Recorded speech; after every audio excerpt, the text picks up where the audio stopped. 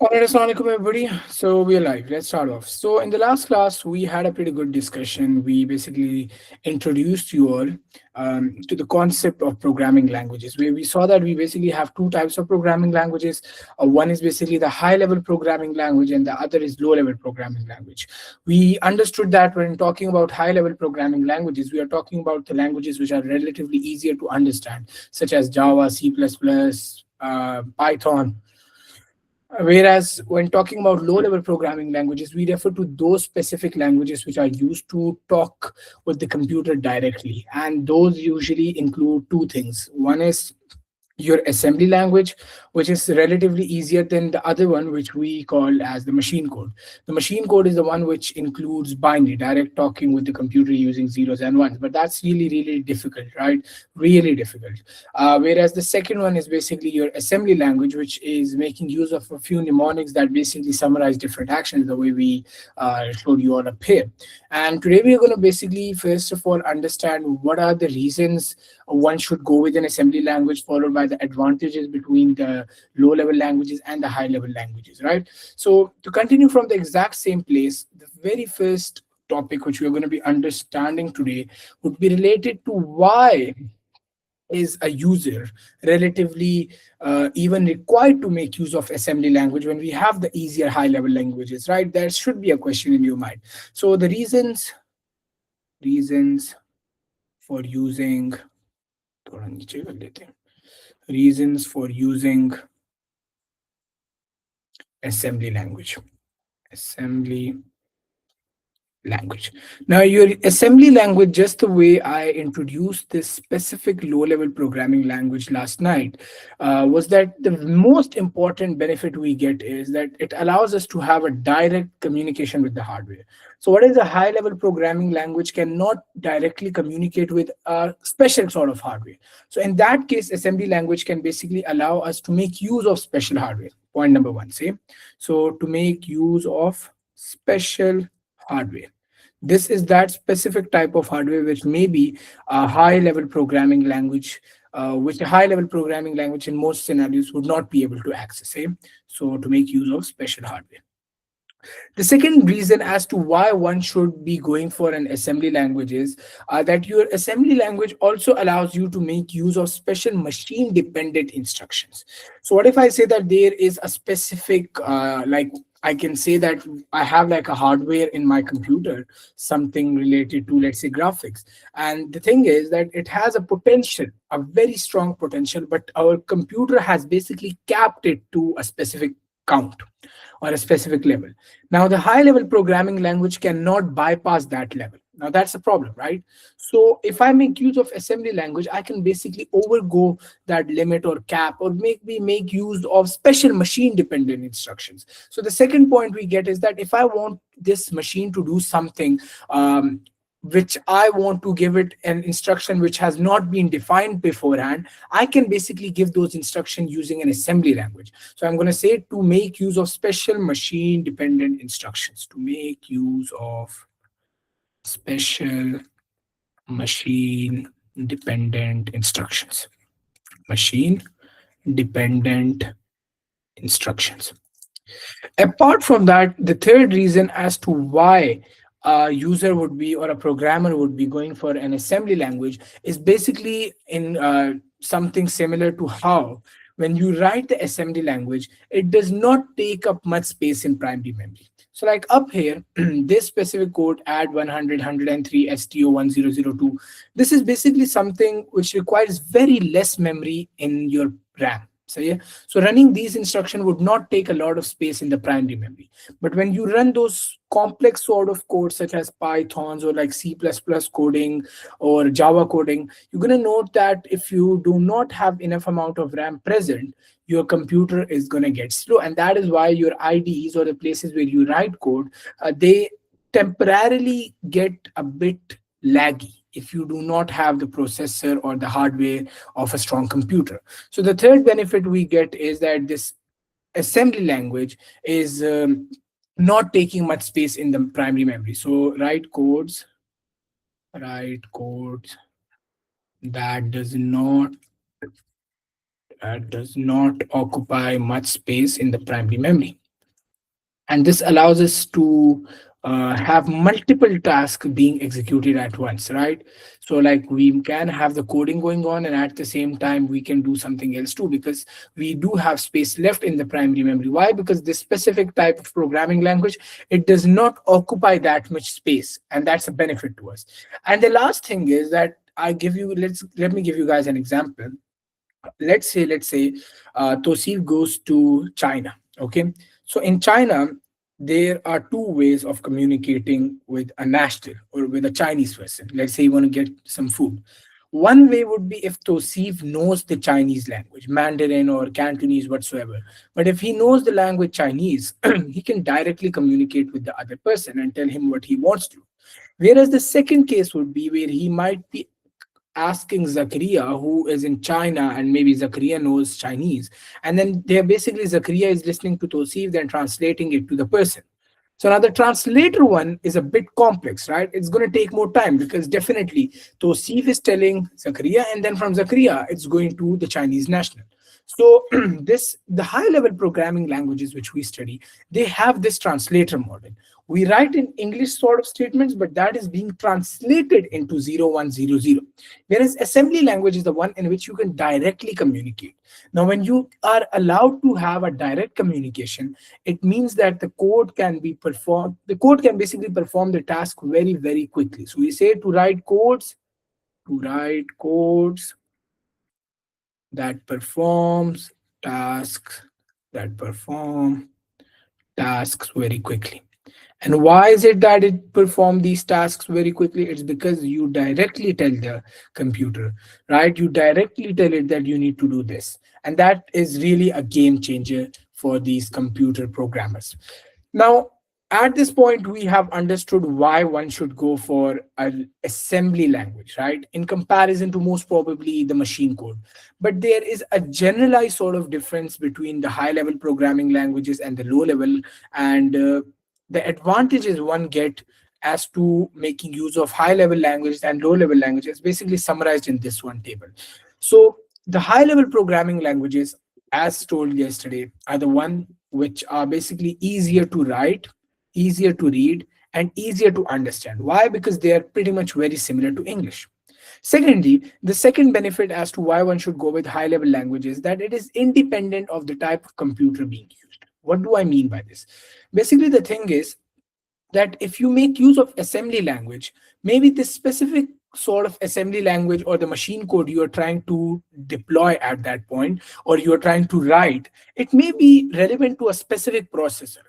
So I can say maybe the assembly language used for the hardware in MacBook, that is different from the assembly language that might be used for your Windows computers. So based upon that, if your processor is being changed, your machine code, or if your assembly language mnemonics are being changed, that makes it pretty much very difficult, right? But now if you learn Python, you're going to see that Python stays the same whether you do the coding on MacBook, it stays the same whether you make use of Linux, and it stays the same whether you make use of an operating system like Windows. So that is another very big benefit, because high level programming languages are basically independent of the type of the computer program that is, or the computer that is being used. Just like that, because we say that it is easier to read, easier to write and understand, it relatively take less time to write programs. Remember, this word up here is write, which means for us. Up here in the assembly language, when we were saying that it is performing tasks very quickly, this means that to execute it, it is going to take less time. But up here, it does mean, this point basically means that it takes less time for us to basically write it. And because it's easier to read, easier to understand, we also say that the programs are easier and quicker to debug. So like if I tell you that 0100101001, you need to find an error in this. Is that more difficult? Or maybe finding an error in something like sum equals to 2 divided by 5. You are noting that in this specific scenario, the value should be added, right? So the answer should have been 7, but I get the answer as something like 2 divided by 5. Now, which one is easier to find an error in? Definitely this one. Why? Because it's relatively easier to understand. So now if I understand that if it has to add the values, I can change this to plus, and that solves the problem. So that's the same point up here, that if you make use of a high level programming language, it is easier to find those problems in it. And the word debug basically means that you find problems and then you relatively solve those problems. And finally, the last benefit of making use of a high level programming language is that it basically is relatively easier to maintain. So, like for example, these high level programming languages, the thing is, they give you this permission to maintain stuff in a very nice way. You make write code, you basically tell a specific thing to do this thing, and it's everything is like within a defined boundary. You cannot cross the boundaries. And so for that reason, we say that it's easier to maintain programs that are currently in use. But and then at the same time, we also have a few disadvantages for high level programming languages, where firstly, because it's relatively easier to understand and like it's really easier for us to write code in it, we can say that the programs produced by high level programming languages can be very much larger. And secondly, because it's going to be larger and this high level programming language is not in direct touch with the hardware because this needs to be translated, the programs can take longer to execute too. And the last benefit, the drawback of an high level programming language is that because, again, just the point I stated for the last one, because you cannot directly talk with the computer's hardware one on one, you cannot make use of special hardware, which means you are limited to the hardware usage which has been defined by the creator of the high level programming language. So if I say that a programming language exists which does not allow you to access memory, you at no case, in no scenario can you access memory using that programming language because it's not defined within its boundary. So that is also one drawback we get. Now coming to the second aspect where we're going to discuss low level programming languages, the benefits are pretty much very straightforward. It's sort of the opposite of the disadvantage we get for high level languages. Firstly, you can make use of special hardware, which means that you can make special sort of machine dependent instructions. And just like before, writing code in a low level programming language means that it's not going to take much space and can perform the task very quickly. But at the same time, the few drawbacks we get are that firstly, it takes a lot of time to basically find errors in the code because you have 0 1 0 0 1 0. How are you going to figure out that in what specific digit or specific 0 or 1 has the alteration occurred? So like it could have been 1 0 1, or it could be 0 1 0, or it could be 0 0 1, or like we have multiple combinations, right? So it's pretty difficult to find the errors. And also the other thing is, let's say one of you do go with learning machine language. A lot of people do. These computer engineers, the one who have to create these hardware, they are taught this sort of programming language. Now you tell me, if you write some low level code and you share it with some other programmer, isn't it going to be super difficult for that person to basically make sense out of it? So that's also a drawback, that the programs are more difficult to understand. Maybe not for the programmer, but if you give it to some other person, definitely it's going to cause a lot of panic for them because they would not be able to make any sort of sense out of it. This basically marks the end of our programming languages. Now, the way I mentioned previously, these computers which we have, the computer's hardware, basically, if I have my hardware, or like, let's write hardware. This is our hardware, right? And then up here we have a programmer. Say, so the programmer is working on his laptop. Now, the thing is, the programmer is basically writing statements like print, hello. Okay. He's basically writing statements like this. Oh, screen is no longer sharing. Just a minute. Can you guys see the screen? Guys, can you? Okay. Abhi disconnect to you, right? Like you guys were able to see what I was presenting before this, right? Okay, perfect. So, okay, so let's say we have a laptop. On the laptop, we are writing a programming statement like this. Now, an important point here to understand is that in your IGCSE or O-level computer science course, you are not required to learn any programming language. In your book, yes, you have seen Python, you have seen Java, you have seen Visual Basic, and maybe in schools, teacher also tend to teach you these programming languages. But do remember that in your 15 marker, you have open choice to write it in programming language or in a pseudocode syntax. Now, I would be recommending you all to go with pseudocode. Why? Because the first 60 marks of your paper, that would be totally based upon pseudocode questions. in those questions you are not allowed to write in programming language. So now if you are going to be writing pseudocode there, so why do you want to basically put yourself in a scenario where you need to do pseudocode separately and then programming language separately for a 15 marker? That's just going to make stuff more complex. Now, to prevent that, I would recommend that you make use of pseudocode throughout your paper number 2. Say, so now this scenario, in this scenario, this statement is basically written in Python. Now, as a programmer, I can understand that it's basically telling the computer that your hardware, or like if I have a monitor up here, it should basically print out the word hello. But now the problem is my computer, the hardware, it does not understand print hello. Your monitor only gets commands like 01010 binary. Now, who is the translator sitting in between? This does mean that there has to be some box in between, which is basically converting this print hello statement into zeros and ones. So this specific box which converts this from this statement to this form is basically what we call as a translator.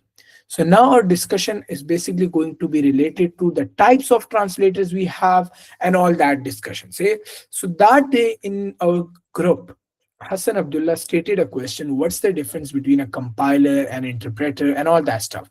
So inshallah, we're going to basically look into that क्या कहते हैं, that specific question today in our class. Now the first point here to understand is that this translator is a utility program. See, so if in exam you ever see the word translator and they ask you whether it's a utility software or not, do know that it is a utility software. We even had a discussion on this when we were discussing the utility softwares, right? So now we have basically a few types of translators. Now you might be wondering, why do we need a translator? वो तो clear हो गया, but why do we need multiple sort of translators? For that, firstly, we have two types of programming languages, right? We have the high level languages, which I'm going to denote as HLL, high level. And then we saw that we have LLL, which is basically low level programming languages. Now, your machine code, the 01010, that does not require any sort of translation, right? Because it's already in binary. The purpose of this translator is to convert from a programming language into machine code, the 0 and 1, which is what? Machine code. So this means that apart from machine code, all the three other programming languages which we studied, assembly language, low-level languages, and high-level languages, all three of them are required to be translated. Now, your low-level language, only one of the two low-level languages can be translated, which is basically assembly language, right? The assembly language is making use of mnemonics, and your computer does not make sense out of that mnemonics. Now, the tool which is basically used to translate the assembly language, the translator is basically known as assembler. Okay, so the translator used to convert the mnemonics and all that stuff into machine code is basically known as assembler. Ye important point hai. If you have an assembly language, you cannot make use of a translator that has been created for high level languages. And likewise, if I write something in Python, I cannot convert Python statement into machine code using an assembler. For that, we have two other sort of translators. Now, what are the translators that are basically made used by these high level languages? So for that, we have two types of translators. Let me write them up here, number 1 and number 2, and we're going to discuss both of them inshallah in great detail today. The first one is basically known as a compiler, whereas the second one is basically known as an interpreter. Now, you might have this one question in your mind that, sir, for low-level programming language, okay, this does make sense that because low-level language is totally having a different sort of domain, it has a different syntax, maybe we need a different sort of translator, which is an assembler. But because high-level language is like literally the same thing, if I have Python statement or C++ statement, why do I need a compiler when I have, or like, why do I need an interpreter if I have the other one present? So what's the requirement or the purpose of having two different translators? So that's going to be the purpose of our class today. We're going to look into what a compiler is firstly, what an interpreter is, what's the need of having both of them. So do know that both of them basically converts the programming statement into some machine code, just like this. And like this means that if I'm running something at this point, if I execute it, whether this is like a compiler, or an interpreter, it's going to run the code in the right way. But then there is a small level of difference that exists. And that difference is because we have different cases in which a compiler might be more suitable, and then some cases in which an interpreter might be more suitable.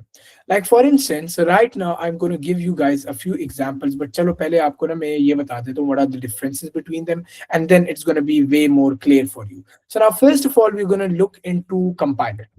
We're going to see what a compiler is and all that stuff. So a compiler, let me write this up here. A compiler is that specific type of programming translator in which when you basically convert it or you run these statements, it not only creates this conversion part and basically results in a machine code, but it also creates an executable file, a file which you're going to see that or in our computers we have an executable file, the icon, which you double click and you see that the computer directly runs it. Now you do not have these programming codes present, right? You have this file, you just open it up and the machine starts executing it. So now your compiler is that specific translator which takes your programming code and it creates a file which basically can run any sort of machine code. So if ever in exam they ask you what a compiler is, it translates the high level programming language into machine code and creates an executable file. So आप देखते हैं. Translates, let me write it up here, translates the high level programming language, into machine code in one go. The word one go is important. See, yeah, we explain करता हूँ. Into machine code in one go. We will come to the one go point. इसको highlight कर लेता हूँ. Say, secondly, an executable file is created. When you make use of a compiler to basically create or translate a code, remember that the final machine code is also in a form of file. So an executable, executable file is created. Point number two. And then the third point which you get is that basically when we make use of a compiler, what if there is a possibility, right, that I am sort of writing code, but during code there has been some mistakes. So like computer understand what print is, but what if I write it as print b, so print, so the computer will now not be able to make sense out of it. It's an invalid command, right? Computer does not know what this means and it's not following the grammar. So if we have an invalid command, in that case the compiler is basically going to give us some sort of error that this is wrong. Now, if definitely a programmer when they write code, it's not necessary that they write the whole code in the right way. There will be multiple problems, which means that these errors are really no. Auto correction is some other thing. So, like for instance, let me explain it to you. Let me open up this IDE so that you can understand it in the right way. Let me open this new file, class.py in Python. Let me just a minute. Okay, so let me screen share this. Where do you go? Yep. Right now, you can see this thing. This is a section where we write code. Okay, this software is something which we call as IDE, and we're going to study that towards the end of chapter number 4. But for now, you need to understand that while talking about Python or any such thing, there can be a few errors. So like for instance, I can say that print, and in the print section, I say, hey, hello. Okay, now if I run this, hopefully it should work, right? Okay, so you see, right now, I do not have Python installed in my MacBook. And the error directly comes up that command not found Python. So now in this case, the autocorrect won't work, right, Zakaria? Why? Because I do not have any sort of Python extension installed on my MacBook. And this gave me an error. So if I have an error like this, this error which I'm getting right now, this is from the compiler's end, because the compiler does not understand that there is no Python extension installed, but you are trying to write code in Python.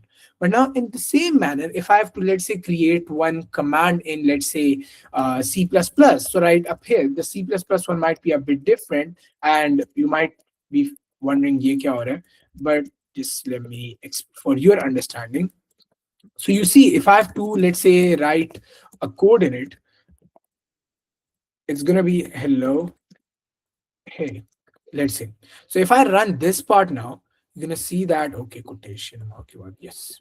So now if I run it, you're going to see that I get this command up here, aa to jana chahiye ki. Yeah, see, hello, hey. It's being printed in here. So now I'm not getting an error.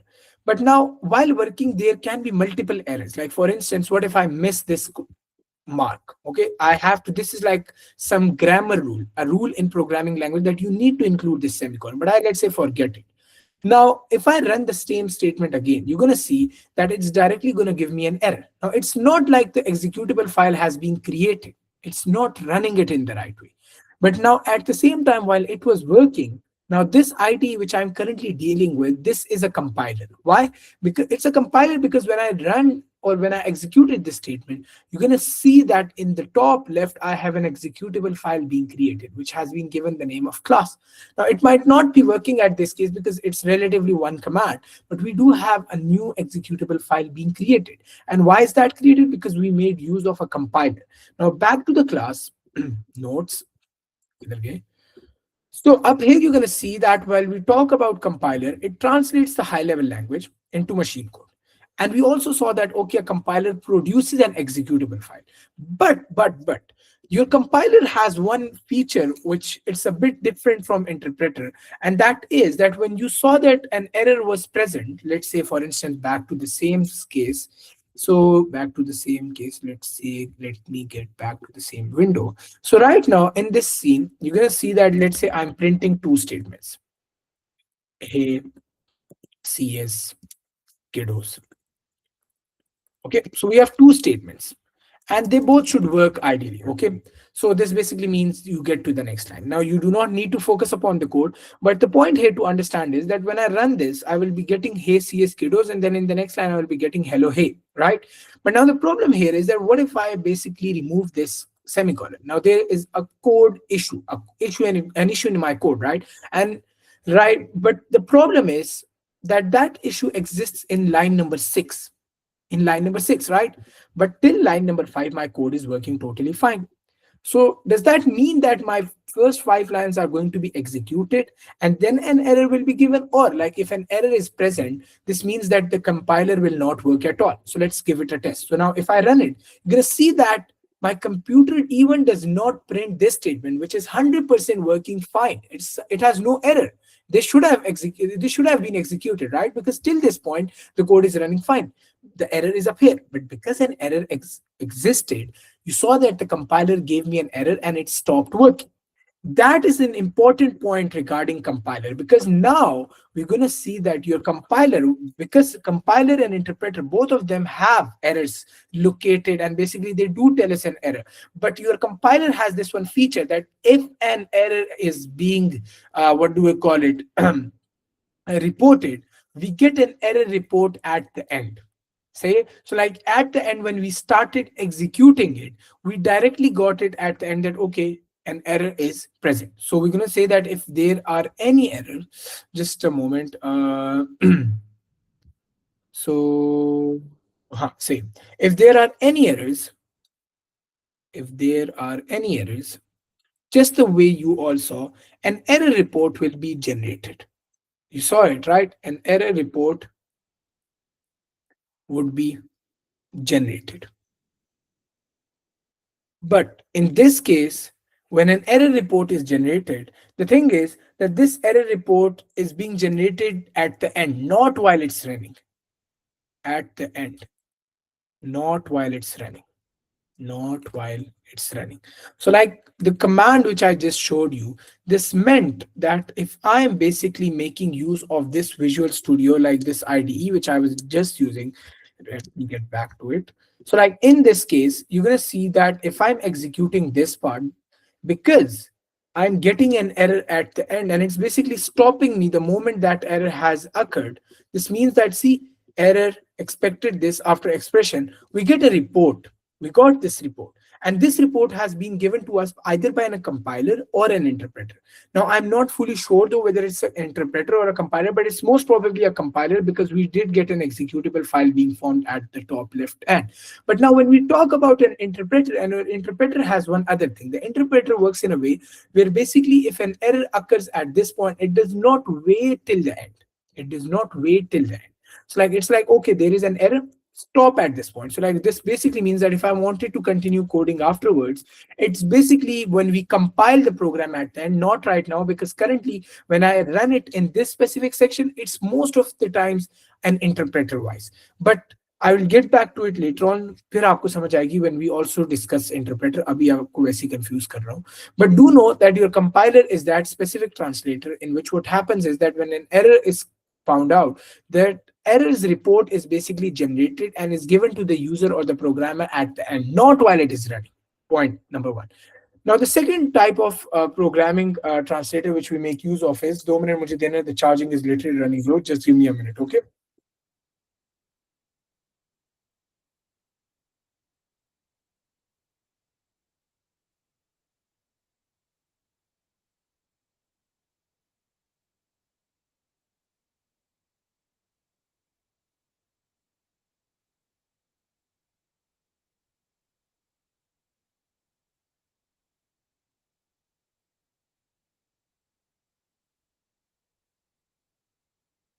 All right, yeah. So the second type of translator which we have in our course is basically known as an interpreter. Now, our interpreter is also pretty much very similar to the model which we just discussed, right? It's pretty much similar. It's like in most cases, a person is like, what's the difference between an interpreter and a compiler, right?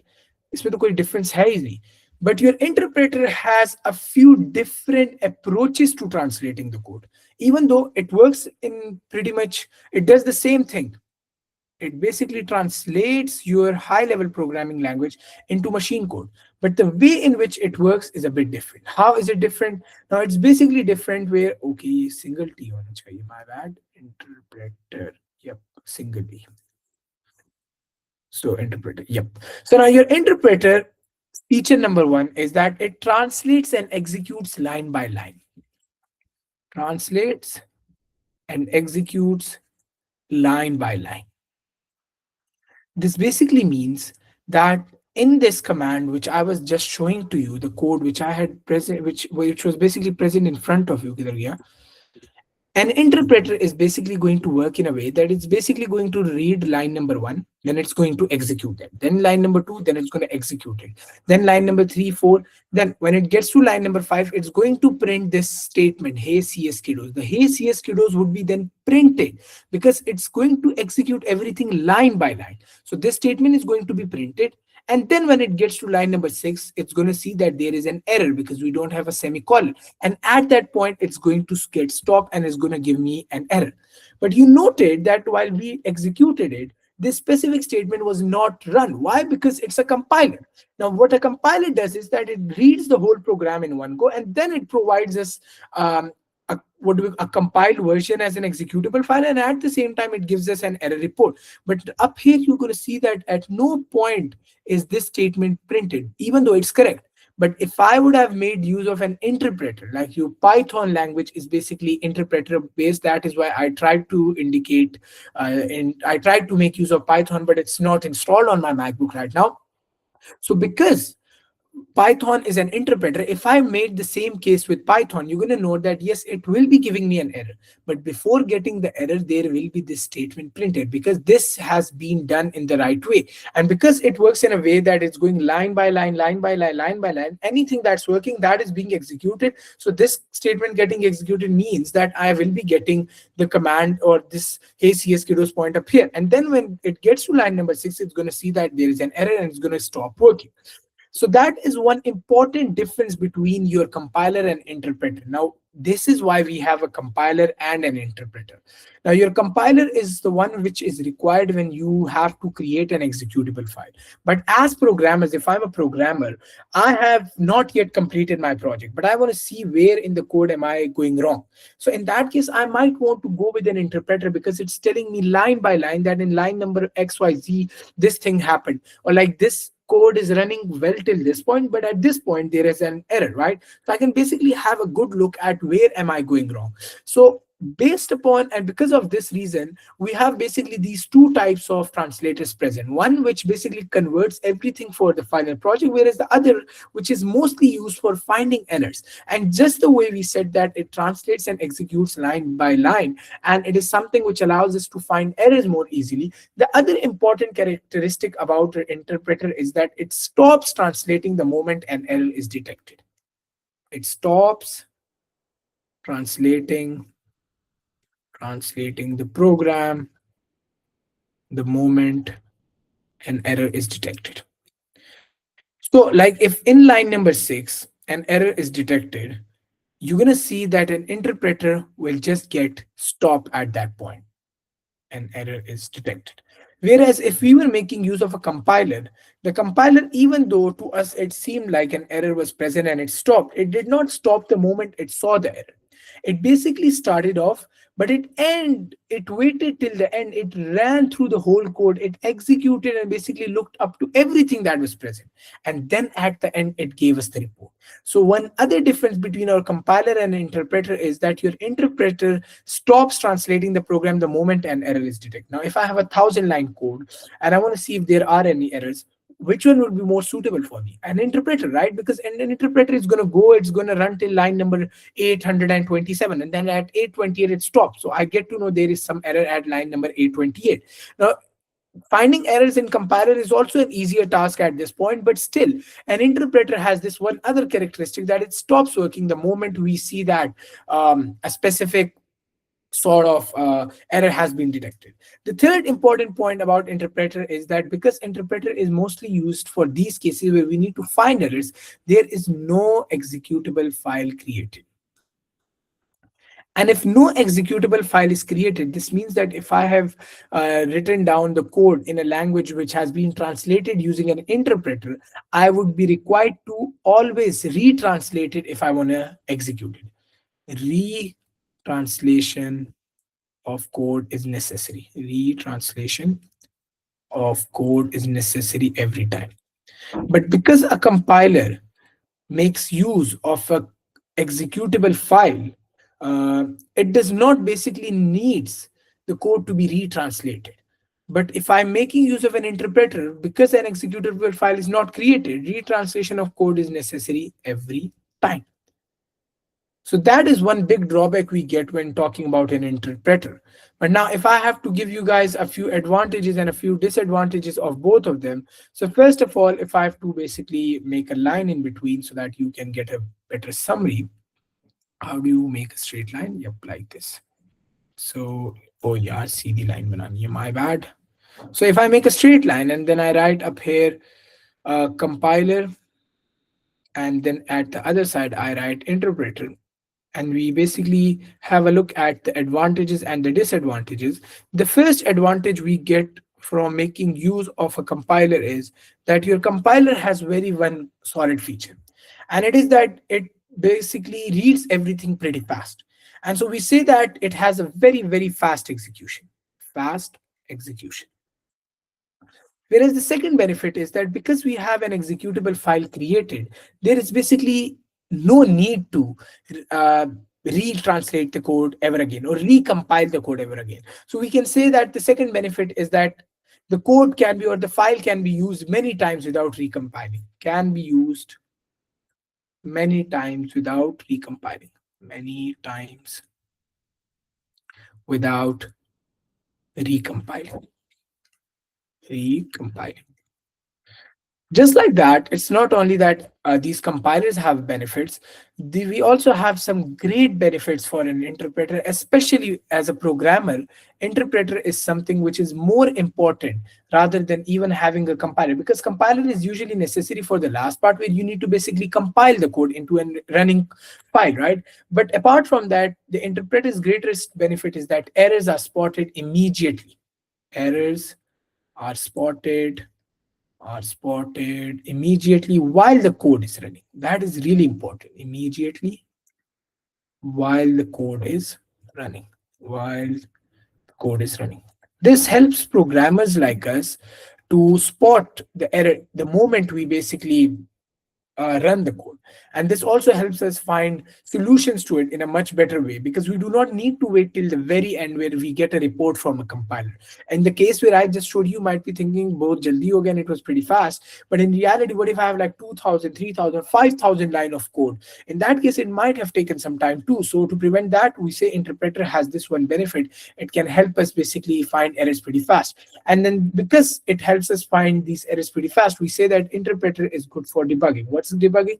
Just as I stated earlier on, it is basically the feature or the characteristic where you basically locate the errors and then you tend to solve them, right? But then at the same time, while we do have benefits, I will also say there are a few disadvantages of both of them. Whereas the first disadvantage we get for making use of a compiler is that your compiler can take time. So we say compilation can take time. Compilation can take time. And that is really important point for us, because what if I have a very long code and I'm looking and waiting for errors, and if it takes that much time, literally finding errors would be very difficult for me. So yeah. And second biggest drawback is that the report of the error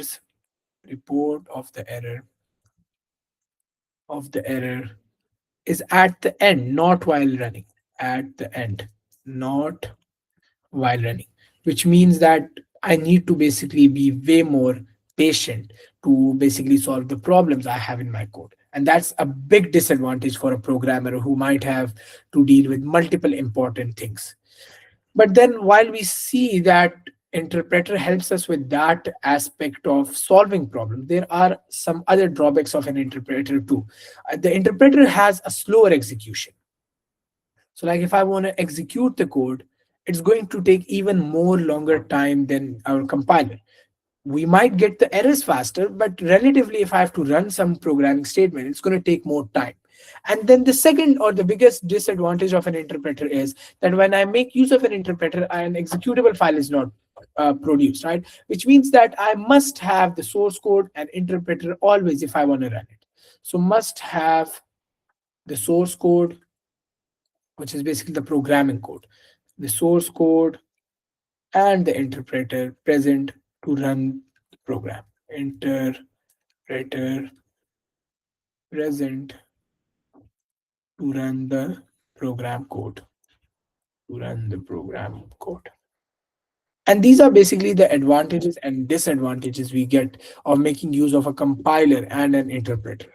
But then, just like before, I also told you guys that we also have one third type of programming translator, which we call as an assembler. So if I have to just give you guys a few features of what an assembler do note that your assembler basically translate assembly code into machine language, and it also creates an executable file that can be reused. So it translates assembly language, assembly language into machine code, point number one. And the second point is that basically when we make use of an assembler, an executable file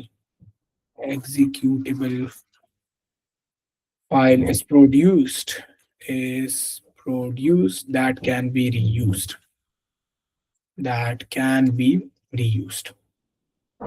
Now, if I have to just quickly give you guys a table which sort of explains or maybe give you guys a summary of the differences, or maybe the summary uh, of the whole subtopic related to translator, it's basically in this one table. So it basically summarizes everything we have studied up here. Compiler, it translates a high-level programming language into machine code, and it also creates an executable file. Whereas your interpreter, it executes a high-level programming, but one statement at a time. It does not create any sort of an executable file. Important point. Second point about compiler is that your compiler, during when you make use of a compiler, one high-level language statement can be translated into several machine code instructions. This means that if I have one statement, I can basically compile it into multiple different sort of machine instructions. So like if I make use of C++, I can make a program which could be then used for Windows, which could be then, let's say, used for Mac OS, I'm not sure if that could be, but just for as an example, or maybe can be used for your Android. So all of them have different sort of machine code instructions, but one language and then one translator converting them into multiple sort of machine code instruction. That is something that can a compiler perform. But your interpreter, what an interpreter can do is that one high level program statement may require several machine code instructions to be executed. Now, how is this different? This basically means that if I want to basically write some code, if I have some code in Python, a Python might require an interpreter, right? So the interpreter which a MacBook might have, that would be different from the interpreter which a Windows computer is going to have. So now for the same instruction which I might have on my computer, if I want to execute it on my MacBook, it's going to require some other sort of instruction. For Windows, it's going to be a different sort of instruction. So we say that the same programming statement might require several sort of different machine code instructions to be executed. Then your compiler can definitely run without any sort of compiler present on your computer. And generally, remember, these compilers are used when you want to create a file which could be shared with everyone. So we say a compiler program is usually for the purpose of distributing it for the general use. So that these games you have, everything which you see on your computer, they have been converted into their final product using a compiler. Whereas your interpreter is something which cannot be run without the interpreter. And it is then for that case, we say that interpreter is only used when we want to develop it. So now when and why should a compiler be used? So a compiler, and who should be using a compiler? When the program development is complete. Okay, so it's completed and I want to share the file. So for distribution. But who should be basically making use of an interpreter? An interpreter when you want to find errors. So like usually a programmer would be making use of an interpreter while coding it, right? But just like that, we also have an assembler which converts a low-level assembly language into machine code, and we saw that an executable file is created. And it's pretty much similar to compiler, but rather than having what do we call it, high-level language, we just have a low-level machine assembly language. Apart from that, everything is pretty much very similar. You can have a look at it. And this sort of marks the end of our discussion on what do we call it, compilers, interpreters, and kya naam hai? Assemblers. And inshallah, we are just left with one last part in which we're going to be looking into integrated development environments. So we saw that, okay, we have programming languages, we have translators that uh, convert them or translate them into a form which the computer can understand. But what is that specific section or that specific software on which you write the code?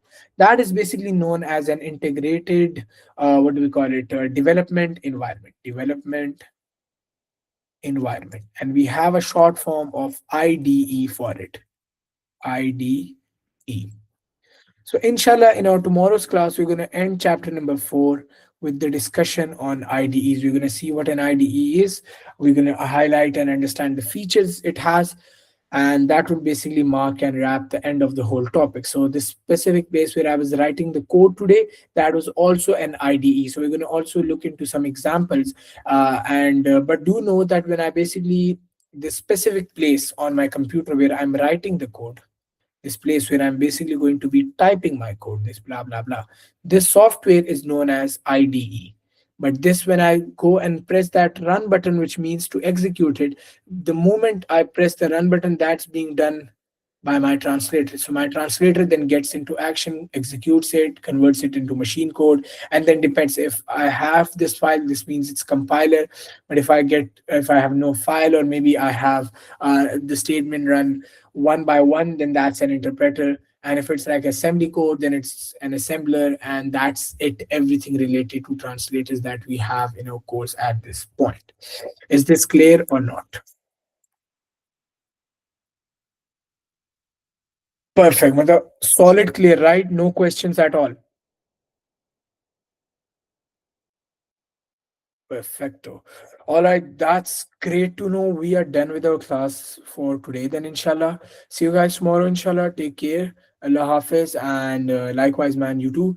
And inshallah, we're gonna end topic number 4 tomorrow. And the slight delay we had today, sorry for that. Inshallah, we're gonna adjust them in our upcoming classes too. So don't worry. So that's all for today. Take care, everyone. Allah Hafiz.